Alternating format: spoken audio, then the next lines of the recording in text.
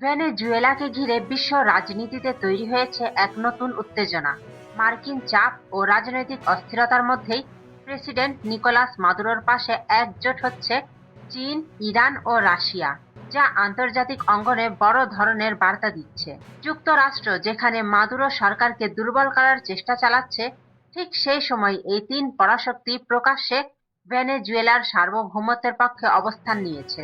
চীন এক বিবৃতিতে জানিয়েছে, ভেনেজুয়েলার অভ্যন্তরীণ বিষয়ে বিদেশি হস্তক্ষেপ আন্তর্জাতিক আইন লঙ্ঘন। দেশটি মাদুরো সরকারের বৈধতাকে স্বীকৃতি দেয় এবং রাজনৈতিক সমাধানের পক্ষে। অন্যদিকে রাশিয়া আরো কড়া ভাষায় যুক্তরাষ্ট্রের সমালোচনা করেছে। মস্কো বলেছে, সামরিক বা রাজনৈতিক চাপ দিয়ে সরকার পরিবর্তনের চেষ্টা বিশ্ব ব্যবস্থার জন্য হুমকি। ইরানও একই সুরে কথা বলেছে। তেহরানের মতে, ভেনেজুয়েলায় যা হচ্ছে তা যুক্তরাষ্ট্রের পুরনো রেজিম চেঞ্জ নীতিরই আরেকটি উদাহরণ। বিশ্লেষকরা বলছেন, চীন, ইরান, রাশিয়ার এই ঐক্য শুধু ভেনেজুয়েলাকেই নয়, বরং যুক্তরাষ্ট্রের বৈশ্বিক প্রভাবকেও চ্যালেঞ্জ করছে।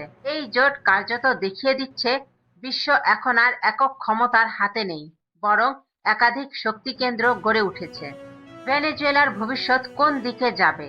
মাদুরো কি এই আন্তর্জাতিক সমর্থন কাজে লাগিয়ে ক্ষমতায় টিকে থাকতে পারবেন, নাকি পরিস্থিতি আরো জটিল হয়ে উঠবে? বিশ্ব রাজনীতির এই গুরুত্বপূর্ণ মোড়ের দিকে এখন তাকিয়ে আছে পুরো বিশ্ব।